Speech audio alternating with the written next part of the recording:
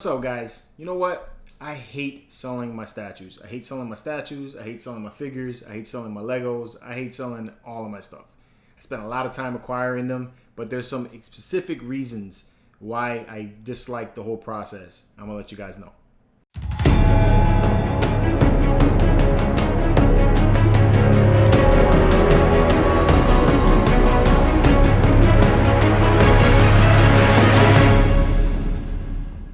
Alright guys, you know the drill. Please like, comment, subscribe, and turn on notifications so you can stay up to date on all of our content. And if anything that I'm about to say in this video upsets you, pisses you off, or whatever, well, it's your fault. I'm not apologizing for it. So you're selling your statues, right? I hate to do it. I love my pieces. I spend so much time, acquiring pieces, and especially now that I'm being a lot more selective about it, when it comes time to actually sell something, it hurts. Like when I got rid of the Rogue, it made me sad when I got rid of the Rogue, and then I'm getting rid of the X-Men collection also makes me sad as well. But there's some things that happen along the process of selling a piece that really irritates the hell out of me, right? So I'm going to take you down the line from beginning to end and the whole process of why it gets me upset. So first off, you're dealing with haggling, right? That's the first thing that I can't stand about selling my pieces. And I get it, we all want to get something for as low of a cost as possible. It's what you should do. It's what I do when I try to buy something from somebody else, right? I want to get it for as inexpensive as possible. But right now, people think that when you go to sell something, you're in some type of state of panic, that you got to sell this thing at this moment. And you get offered some ridiculously low amounts.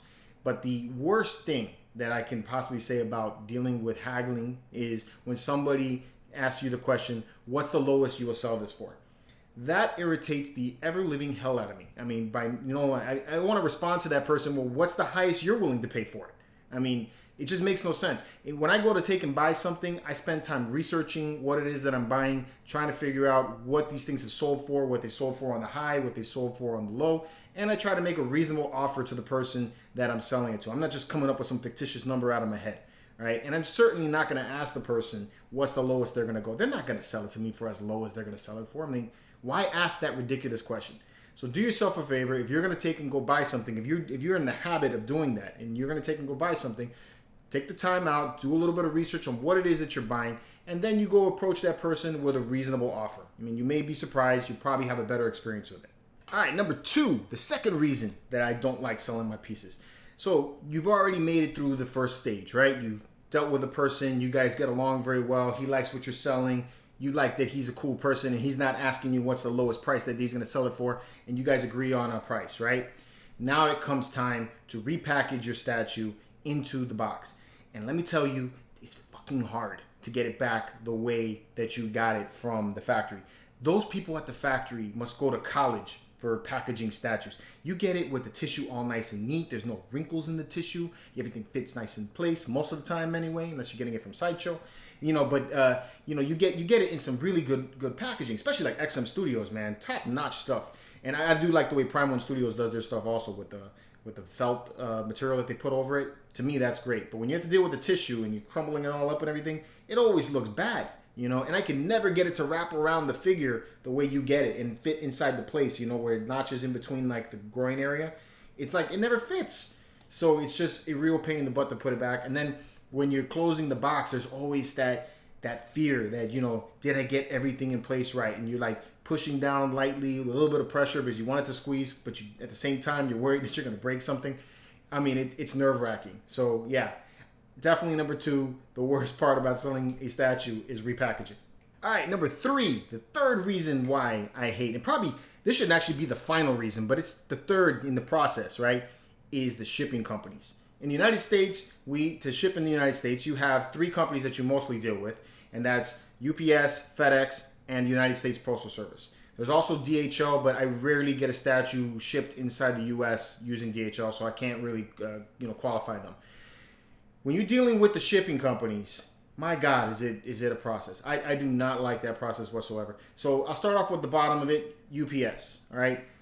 Now, the customer service that I get at the UPS store, I feel is pretty good. I never really had an issue with dropping off a package. I always feel like, they're very courteous. Never had an issue with those people. But when it comes to actually shipping the package, I swear to God, it's like it's Jim Carrey kicking this box around all over the place.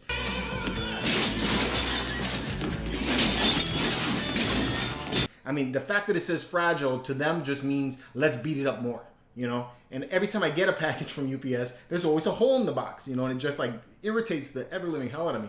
So I can only imagine that when somebody gets the package, you know, from them, that they're getting it the same way I get it. And then it makes you fearful. It's because it's like, man, then you're going to have to deal with possible breakage. You know, these things are worth a high amount of value, and they just don't care. So that's the bottom one. Next one on the list is FedEx. Now, FedEx in general, I have also pretty good customer service, although recently I had an issue with them, which I'm about to explain to you.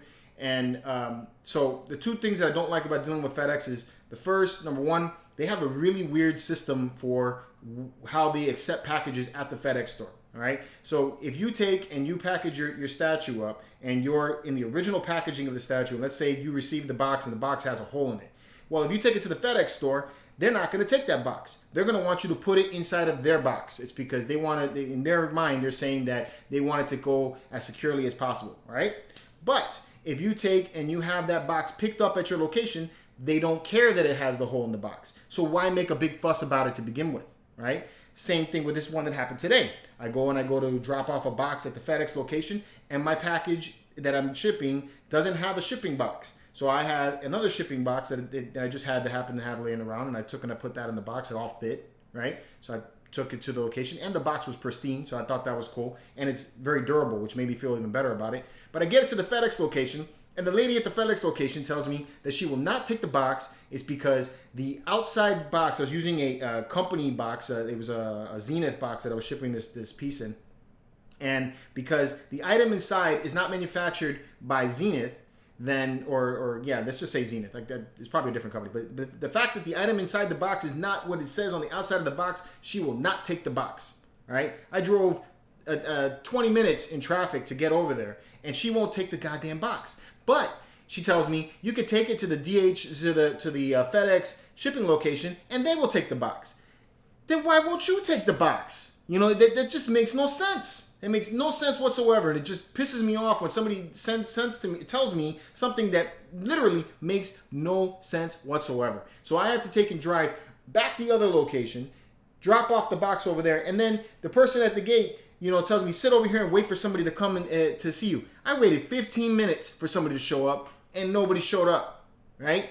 And so I ended up having to go back and then go inside the office, which I don't understand why they wouldn't just put me there in the first place. And then they won't even take and scan it or give you any kind of verification that it's going to be shipped, you know, something to reassure you that, hey, this is going. They're just like, watch the tracking information, and if it gets there, it'll get there. Okay, I've had a couple packages go missing with FedEx, and that's another process. Their customer service online is, I don't like that either.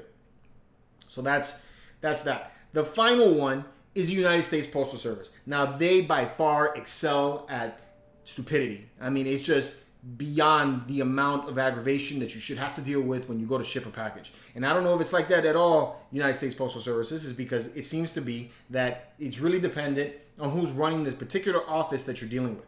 That's the part that really irritates me. I have two in my location. Both of them are equally shitty. So, you know, I guess that's cool. But when you go and you bring the package in there, I've had situations where I've had two employees fighting with each other. It's because they cannot agree on if they should take the package or not. All right? Generally, my particular post offices will not take a package the size of a statue. So if you bring in a box that big, forget it. They're not going to take it.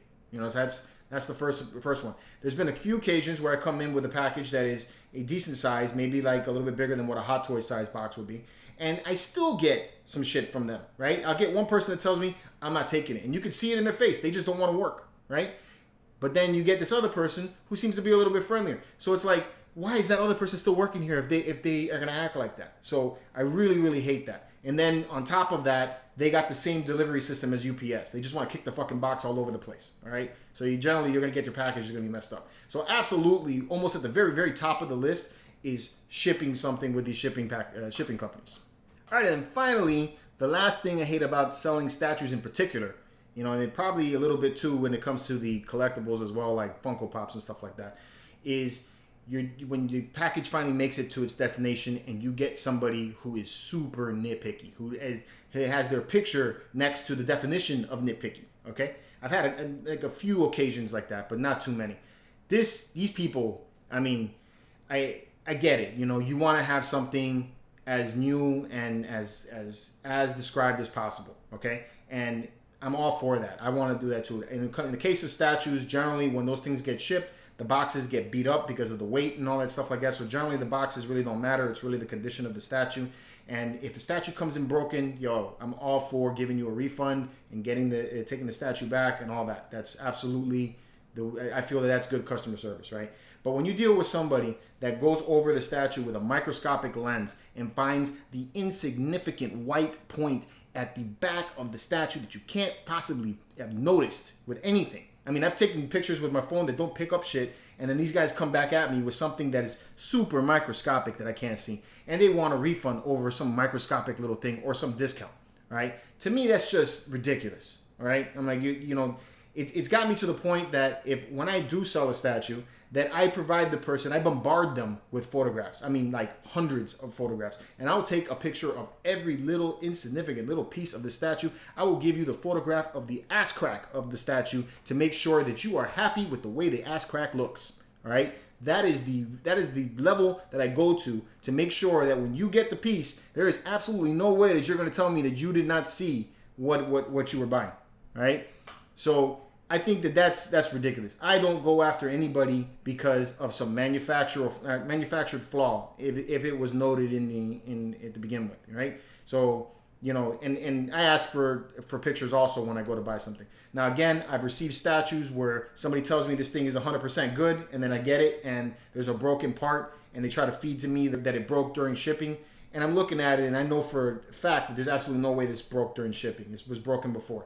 You know, so that's bad too. So I guess on the other hand, dealing with somebody who's selling to you like that would be irritating. But I mean, it sucks when you do all your due diligence to ship something and make sure that it's pristine. You get something or you sell something that is totally perfect, you know, and they beat you up over something that really doesn't have anything against it. And this also goes for like guys who are really big about the packaging, especially like Funko Pop guys. Those guys, I mean, if there's a little bit of a crease on a corner, forget it, you know.